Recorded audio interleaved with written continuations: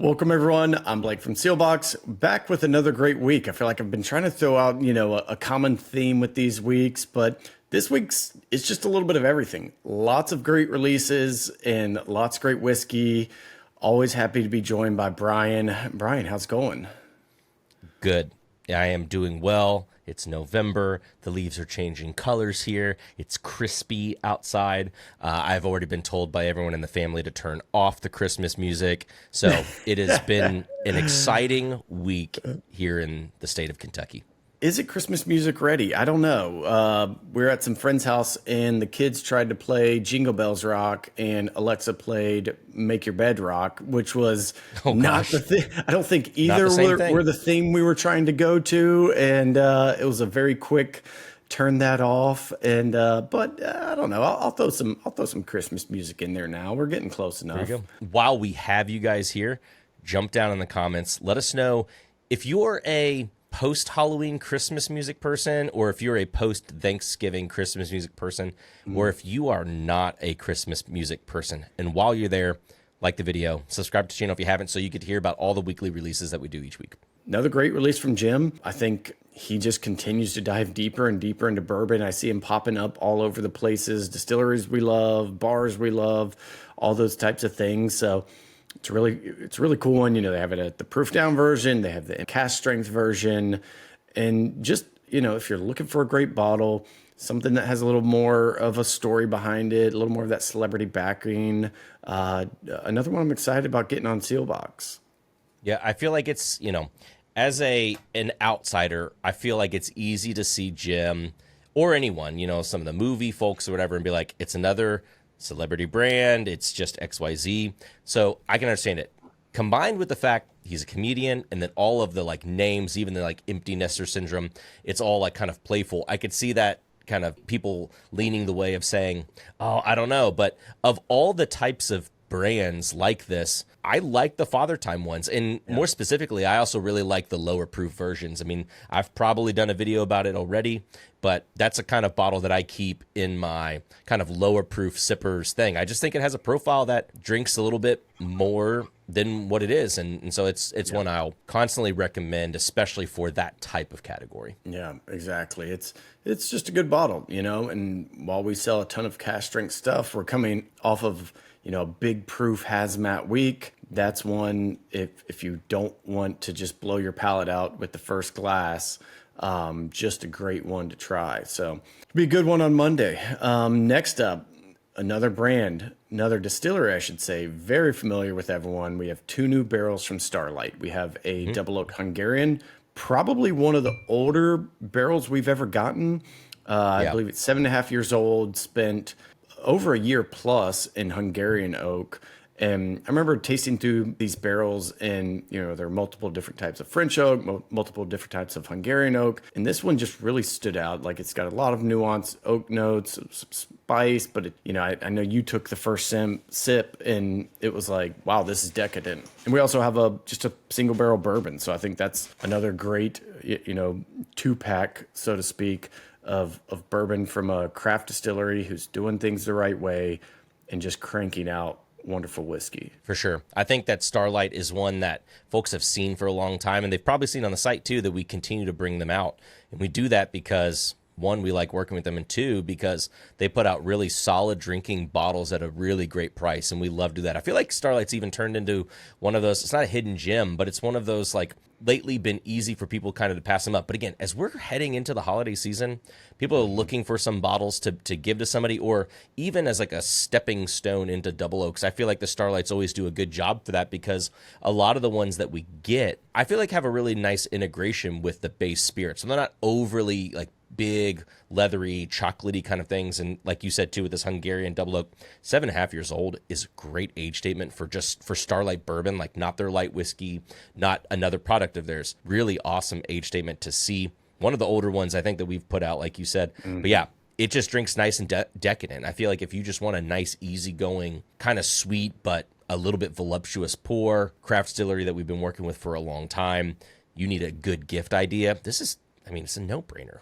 reminiscent of what we talked about when we did the Driftless Glen single barrel. It's if you want craft whiskey that competes with all the bigger guys on price, quality, availability, I think Starlight is kind of one of those first three you would send people to. So obviously they continue to also give us some of the crazier stuff, the honey finish, the blueberry port finish, the light whiskey. But for just solid craft bourbon, like you said, it's a great gift. It's a great bottle for somebody who just loves whiskey, wants to dive in deeper to the craft side of things. And yeah, it's a good one. So I'm excited to see them back, which is even kind that of the single leading, barrel, man. Even the single barrel, it's, if you're comparing the two, that single barrel's 5 years old, you'd be like, oh, I don't know, it doesn't have the age. It's like that kind of cola drinking profile, right? With like a little bit of that. It's got like drinks really nice kind of pocket of brown sugar with like the lingering kind of spice, effervescent kind of profile. I mean, these are crowd pleasing pours at fantastic prices. That's where I've had this idea, and since it's not fleshed out, I'll just throw it out on here. But back in the wine days, they did this big Judgment of Paris tasting where they brought in all these old world French wines, tasted them against California wines, and that kind of put California on the map and on this rocket ship of growing in the wine industry. I think we do it, but we call it the Judgment of Paris, Kentucky. We find a bar or distillery there. We go blind taste a ton of people on craft brands, craft whiskeys versus the big guys, just to see how it turns out. So if you're in Paris, Kentucky watching this and you have a bar, please let us know, because absolutely, I think that would be fun, because what we're seeing is it's no longer like, oh, it's good for craft or it's good for the age. Like, they're competing on price, they're competing on age, and they're competing on quality. So it's a great time for those distilleries to be in the market. So absolutely. Speaking of great time to be in the market, one of our other favorites, I feel like we're just going to keep saying our favorites on like all of these. It's the week of favorites. The week of favorites. That's how I should have let it in. 13th Colony. Everybody loves 13th Colony. They did, they're not releasing their double oak this year, but a little bit of the spoiler was that they're coming back out with their maple stave finish 113 bourbon. Last year it was allocated. We blew through all, I think we even did a lottery for that last time we released it. They're now making a bigger push to make this a more everyday available bourbon. So we're releasing that this week as an available bourbon. I have a feeling it will not be available for long, even with the quantities. But it is fun to see that they have enough laid up. They feel confident that they can get us restocks and everything. The maple stave finish, I think it's just a delicious pour. 113 kind of hits in that sweet spot. As we've tasted a bunch of different things, especially on the Bikey Blue, of adjusting proof points to see where that sweet spot is. 113 definitely lands in that. You get a lot of the sweetness coming through, a lot of, kind of the toasty, marshmallowy, oaky notes from those maple staves, and to have it on the site that we can point people to as like a reference point, kind of like the Starlight. If you're looking for something good in craft, here you go. I'm excited to have that available. So excited for that release, and just bear with us a little bit as we do get inventory coming in and out. We have a decent amount on this first launch, but we'll have more to back it up fairly quickly. So if you do miss it for some reason, just know that notify me when back in stock button is there for a reason. Next up, what I think is, we're kind of, not to say that this isn't our favorite, but it's a newer distillery to us, but it's on that same vein of craft whiskey doing really great things. We released the Woody Creek Rye a few months back, which you called may have been one of your whiskeys of the year. You loved it so much. We're back with two different barrels this time. One is a 12-year-old, 100% Bloody Butcher corn bourbon. It's also at Hazmat proof. I believe it's at 145.54 proof. We also have a Woody Creek 9-year single barrel rye that is Hazmat, and that's at 146 proof. So when you talk about just checking boxes for a release, I mean, especially on that Bloody Butcher, double-digit age statement, Hazmat, tastes delicious. It's Bloody Butcher corn. It's from a craft distillery in Colorado. This one's really cool. So for their rye and most of their whiskeys, they're farming all of the grain from Colorado. Bloody Butcher doesn't grow well in Colorado, so they had land in New York that they grew the Bloody Butcher corn on, then shipped that corn back to Colorado to, mash, ferment, distill, age. I mean, we're talking like the true farm to glass style of craft distillation, but at a very high age statement, very high quality, and very high proof. So just one, I think it will move extremely fast, especially the bourbon because of the stats. But you've tried these, you pick these barrels. What were your thoughts going into it of like, hold on, what am I even tasting? This is Colorado bourbon. It's a different grain. What was the thought process? Yeah, for those who have had other Bloody Butchers before, and with some of these kind of, heirloom grains or whatever you want to call them, they come with such power and sometimes a bit of earthiness to them, but those are positive qualities, at least especially in this one. This is like, it's got a soft bit of earthiness to the front, but you can't tell it's 145 proof. You can tell it's strong, but it doesn't drink. It's 145 proof, but it still has this like nice creaminess to it. Not quite as creamy as like a Jimmy Red. There's still a little bit more balanced at earthiness, but like the 12 years of age also, you can tell it's old and mature, but it doesn't come off overly oaky as well. The Hazmat is a bonus to the fact that it is a 12-year craft, not Kentucky heirloom grain. Like when you stack all those things up, you're like, this is the kind of thing that we want to look for, right? And we want to experience and try. So that's a super exciting bottle. But the sleeper, I think, is going to be this rye. Like, I mean, I feel like I've been shouting it from the rooftops. Now, I will say, doing it in a blind, that original rye, didn't necessarily perform as well, but drinking on its own, I think has an incredible flavor profile. And to be like, guys, this is 10 years old. This rye, though, 9-year Hazmat, 100% rye, Colorado. Again, like the Bloody Butcher, stats are stacking up. But when I tasted this barrel, I think I even told you this. Yeah. One of my favorite pours of all time is the 2006 Thomas H. Handy. I think that might have been the first year they did the Thomas H. Handy.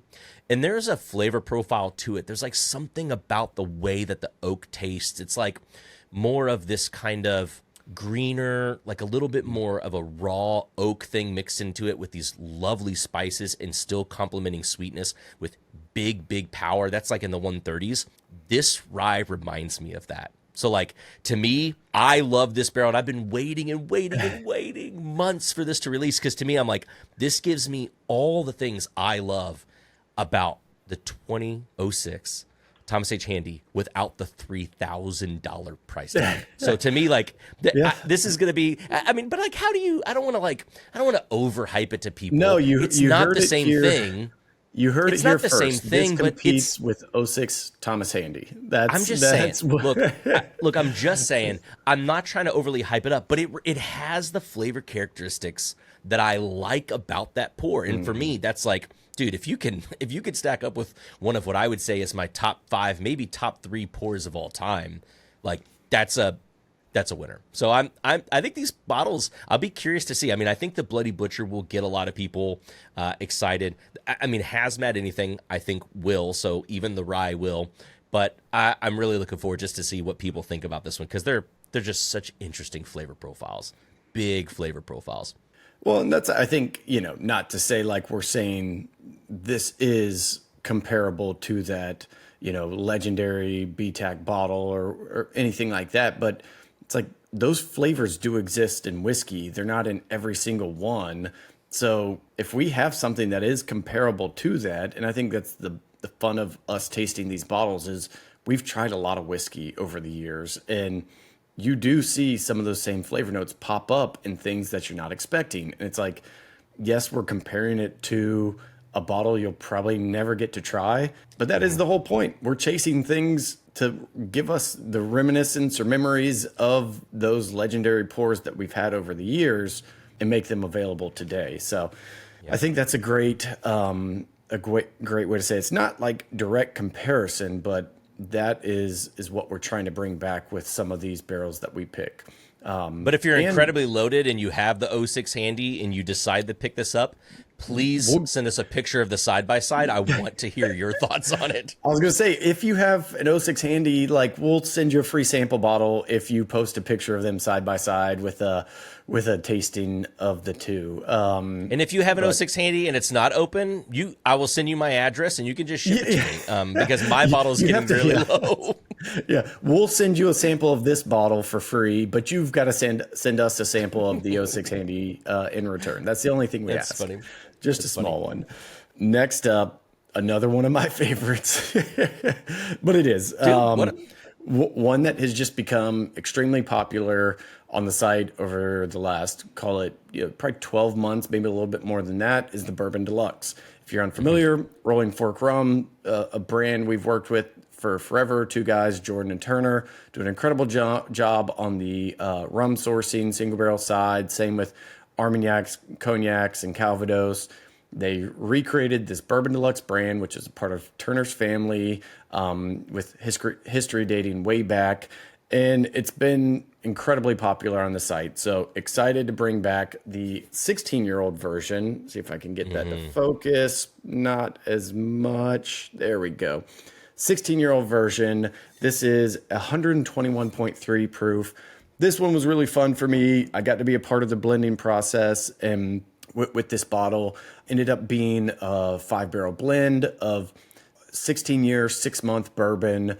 Most will recognize the source from the mash bill, but very similar to what they did the first time on their 16-year release. Exciting for me to see batch 2 come back out of the 16-year. And it's just one that continually does very well with Seelbach, whether it's the 8-year, the 7-year rum finished, the 16 years.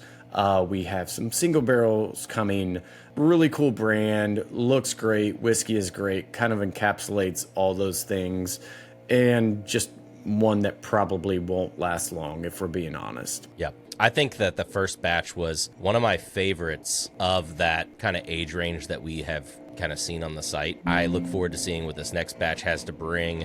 And just in general, I mean, I think that those guys are doing a great job through all of the brands. And one that I think that they've been getting the most talk for, the Bourbon Deluxe label.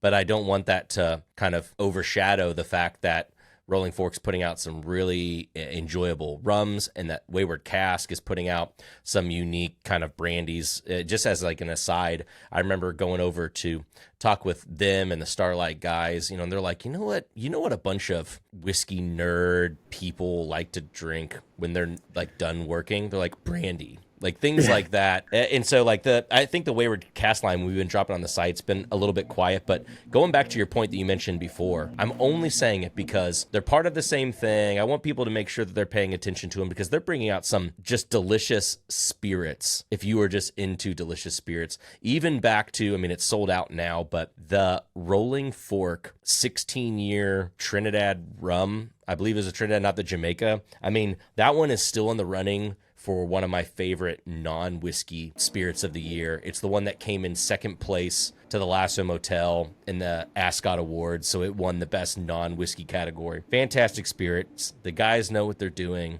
putting out great things on all the labels. I think this Bourbon Deluxe 16-year batch 2 only continues that. Yeah, that's a good point. I mean, I think they really do understand spirits. They understand barrel selection, blending, all of those different components. So, if you're looking at the Bourbon Deluxe 16-year, feel free to grab one of the, Wayward Cask 2000. It's almost 25 years old, 99 proof Calvados. We still have some available on the site. I mean, that's one I've been pulling personally. It's kind of like you get through a day of either barrel picks or, blending. You're going through a bunch of stuff. There's something about Calvados that just still cuts through. I know like a lot of guys will talk about with white wine, the acidity cuts through so you can drink it, enjoy it. Calvados is kind of that same thing for me right now, where there's still a lot out there that's well priced for the age and what it is. And that's one that If you haven't tried it, I would suggest giving it a shot if you are looking for something a little different. Well, that pretty much wraps us. That's a big week. So thank you all for watching. There is something for everyone in our list of favorite things to come next week. So we're excited to get it started. Let us know what you think in the comments. What are you most excited for? You know, what bottles are you going to be chasing? What do you want to see next? You know, is it more of these Woody Creek style barrels that are, you know, Colorado craft distilled? Is it old age statements? Is it, you know, Fathertime? All the things. We'd love to hear feedback. So let us know in the comments, and we look forward to next week. Thanks, guys, for tuning in another video. Until next time. Thanks, everyone. See you guys.